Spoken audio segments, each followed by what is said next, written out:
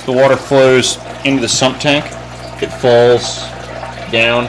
This provides some aeration in the sump tank. The fish tank pump is in the sump because the level in the sump tank raises and falls. The level of water that's in the fish tank remains constant. This keeps the fish from, swimming on their sides and running out of water. The water you'll see is kind of colored because my swirl filter is packed full of peat moss, sphagnum moss. The moss binds to calcium. Calcium ions bind to the moss, calcium and bicarbonate. As I understand it, this helps reduce the alkalinity in the water and allows the pH to fall due to the acidic nature of fish waste. So my pH now sits at about 7.5 as opposed to 8 if I left it unchecked. I do supplement this system. I add some fish fertilizer to it. I also have it's a powdered mixture from the garden store, just an organic powdered mixture with some bacteria in it. I feed the fish with a gelatin-based food. Gelatin packs are super cheap and high protein, and they like it, and I can add whatever vegetative matter I want to them. If I'm going to leave for more than a day, I'll take one of these top fin fish feeders. I use them all, but one is in the bottom of the tank here.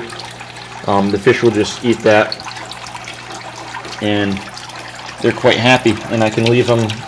One of those feeders will last about 10 days, so I can leave up to 10 days, and the fish have no issues. I've left a lot of algae growth in this tank on purpose because the fish, they eat it.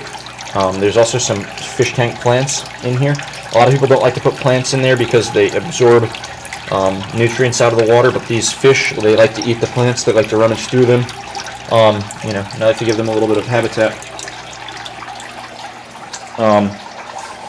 I do test my water with a fish test kit. My levels of ammonia are quite high in this system. I don't know if that's because it's not finished cycling or because I have supplemented it, but the ammonia levels typically fall down to about 0 parts per million. My nitrates then rise, and my nitrite raises up. It doesn't ever go above about 10 parts per million of nitrate. My nitrite will actually spike above 5 parts per million after I supplement it with fish fertilizer. This is probably my bad, just I'm adding too much at one time. But typically my ammonia and my nitrite are 0 parts per million on the test kit. So the water quality is good. It's particularly very clear. It is stained again because I've added the peat moss to it. If I have this to do again, I will definitely put these lava rocks on the bottom of the grow beds and then put this pea gravel on top and then just get rid of the marble. The water source I'm using is from my sump pump, just because it's unchlorinated water, it's groundwater. I haven't had any pathogen issues with it.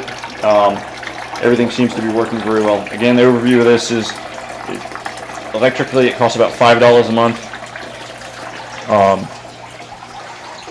It looks ridiculous electrically. I just have power strips plugged into power strips, but it's only, each fluorescent bulb is about 30 watts.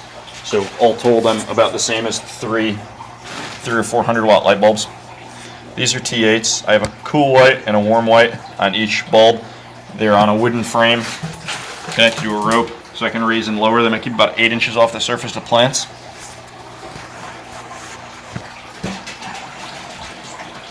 If the plants get too close to the light bulbs, the tips will burn.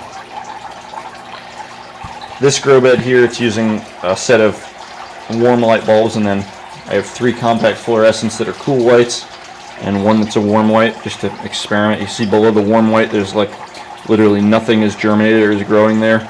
Below each of the cool white bulbs there's a lot more growth.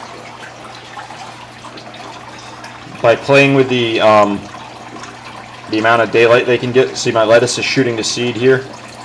So I've just simply upped the amount of light that they get. It'll revert the lettuce back into the vegetative state. and I can keep picking leaves off of it. I can do this about 3 times before the plants die. Just like cycle them back and forth between vegetative and flowering stages.